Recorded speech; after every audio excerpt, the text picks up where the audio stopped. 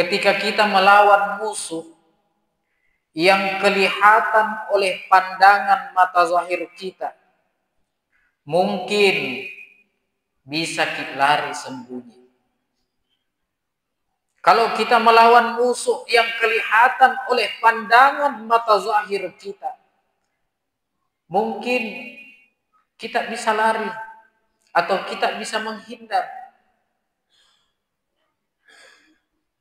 Namun ketika kita melawan musuh yang tidak nampak oleh pandangan mata zahir kita, tapi yang justru musuh itu berada di dalam diri kita masing-masing, maka itulah yang disebut perjuangan yang hakiki.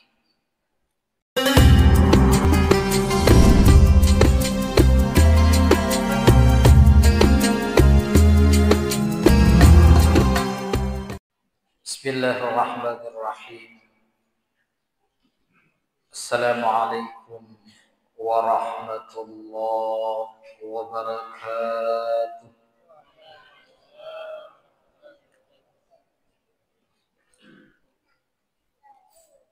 Alhamdulillahilladzi bi ni'matil iman wal islam. Alhamdulillahilladzi bi ni'matil Qur'an. Alhamdulillahilladzi bi ni'mati syahr Ramadan.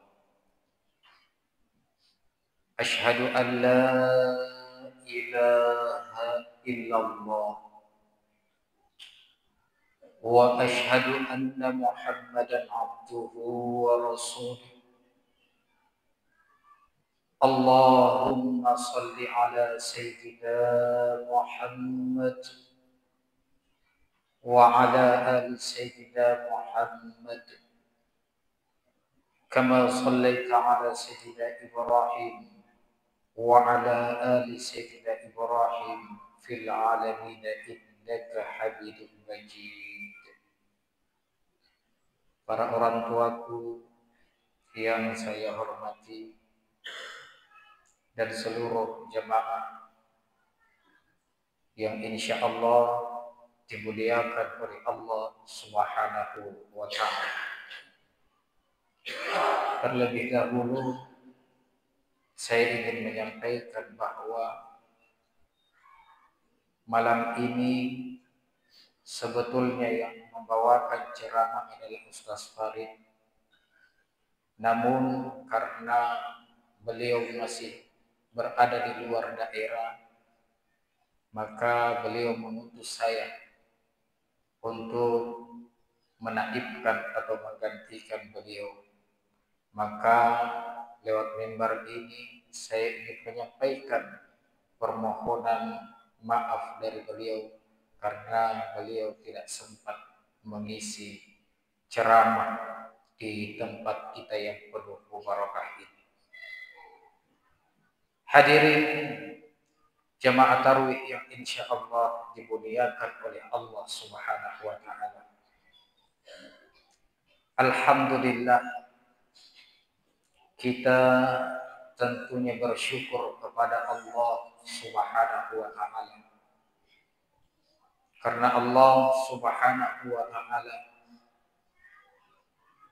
telah menyehatkan kita, telah menguatkan kita, bahkan telah menyampaikan kita di malam yang ke-22 ini di bulan suci Ramadan.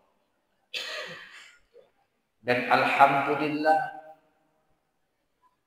kita semua masih dalam keadaan sehat, walaupun mungkin ada di antara kita yang keluarga, kerabat atau saudaranya diberikan cobaan oleh Allah Subhanahu wa ta'ala, diberikan ujian oleh Allah Subhanahu wa ta'ala berupa penyakit sehingga tidak dapat ikut melakukan aktivitas ibadah sholat tarawih kita di malam hari ini.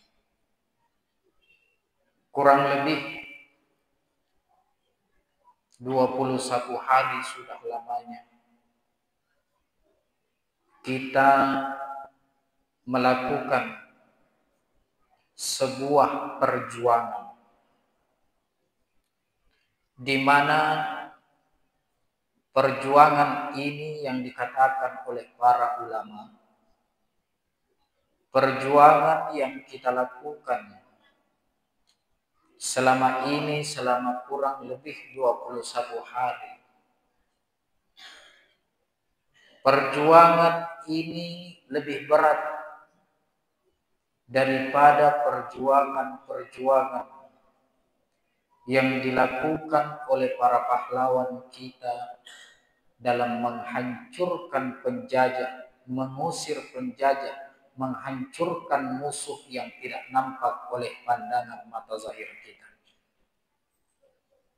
Melawan penjajah, maka dikatakan perjuangan ini adalah perjuangan yang berat. Karena kita melawan musuh yang tidak nampak oleh pandangan mata zahir kita. Tapi yang justru musuh itu berada di dalam diri kita masing-masing. Kalau mungkin tabe mohon maaf, ketika kita melawan musuh yang kelihatan oleh pandangan mata zahir kita, mungkin bisa kita lari sembunyi. Kalau kita melawan musuh yang kelihatan oleh pandangan mata zahir kita, mungkin kita bisa lari atau kita bisa menghindar. Namun ketika kita melawan musuh yang tidak nampak oleh pandangan mata zahir kita, tapi yang justru musuh itu berada di dalam diri kita masing-masing, maka itulah yang disebut perjuangan yang hakiki. Mudah bagi kita ketika kita ingin melawan musuh yang kelihatan oleh pandangan mata. Tapi sulit bagi kita untuk melawan musuh yang tidak nampak oleh pandangan mata zahir kita. Apa itu?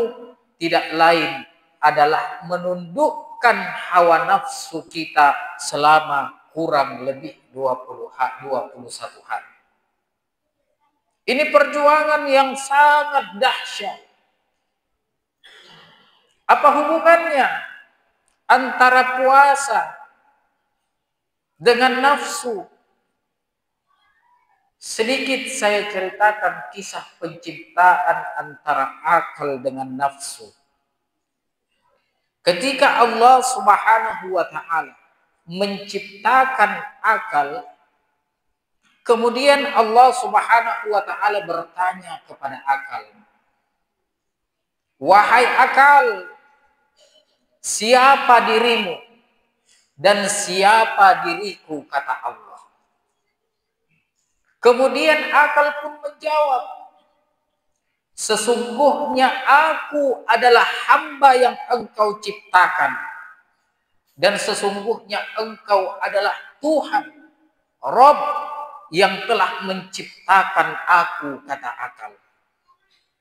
Kemudian Allah Subhanahu wa ta'ala memerintahkan akal pun turun ke bumi dan melekat pada bagian diri manusia. Kemudian Allah Subhanahu wa ta'ala kembali menciptakan nafsu.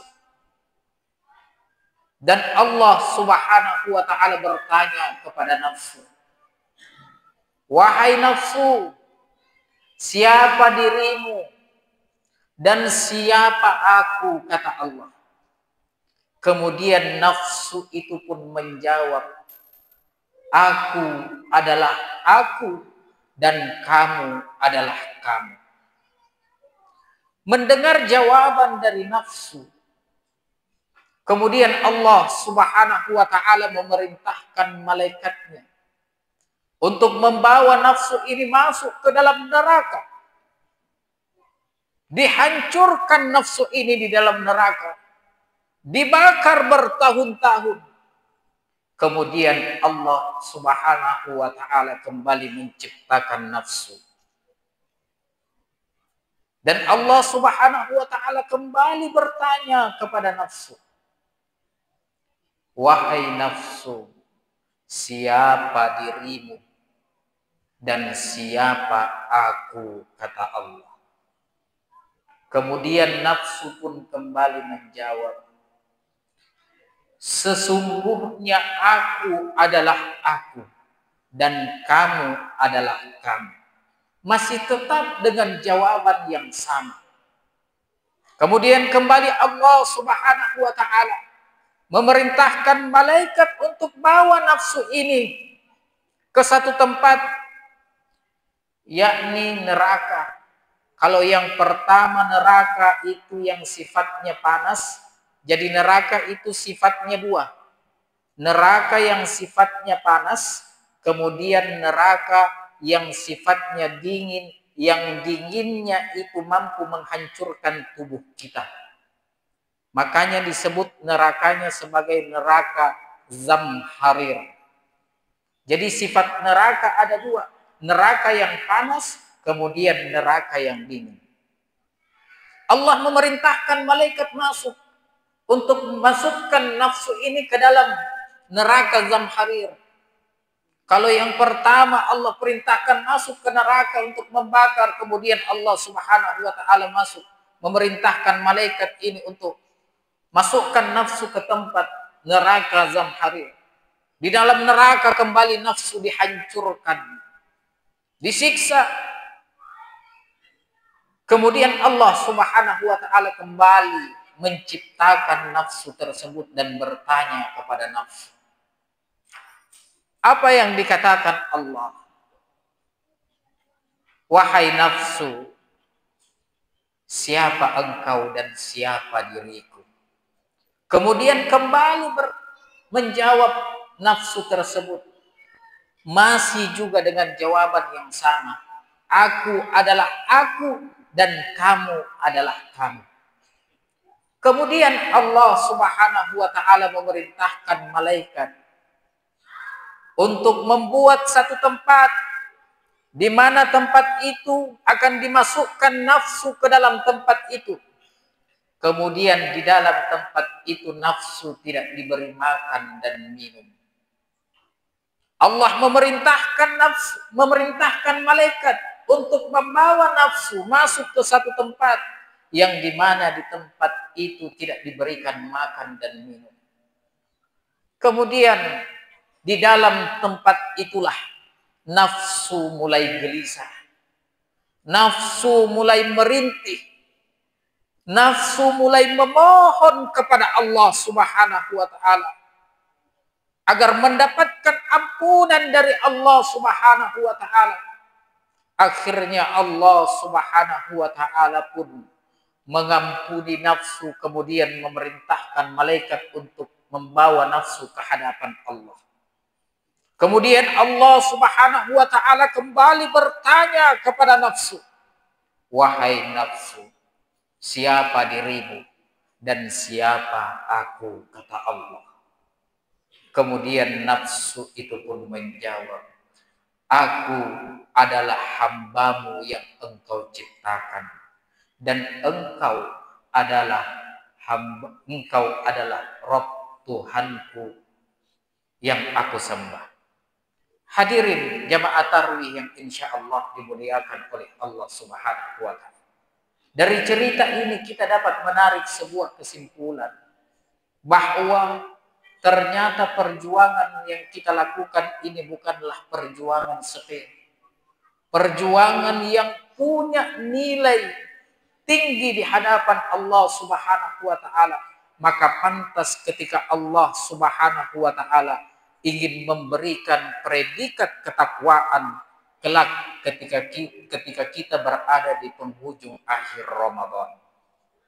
Maka jadikan Ramadan ini adalah Ramadan yang terakhir. Kenapa kita harus jadikan Ramadan ini adalah Ramadan yang terakhir? Agar kualitas ibadah yang kita lakukan di dalam bulan suci Ramadan ini bisa lebih meningkat. Tapi kadang mohon maaf, kita terlalu pede, kita terlalu percaya diri, seakan-akan kita masih bisa dipertemukan dengan Ramadan tahun depan. Makanya banyak aktivitas ibadah salat kita, ibadah puasa kita di dalam bulan suci Ramadan, ibadah membaca Al-Quran kita itu banyak yang kita lewatkan sia-sia. Karena kita terlalu pede dan percaya diri. Seakan-akan Allah Subhanahu wa ta'ala menyampaikan kita di Ramadan tahun depan. Hadirin jamaah yang insya Allah dimuliakan oleh Allah Subhanahu wa ta'ala. Semoga ini menjadi bahan renungan bagi kita, bagi saya pribadi dan kita semua, untuk selalu memanfaatkan sisa-sisa Ramadan ini, terkhusus di 10 Ramadan ini.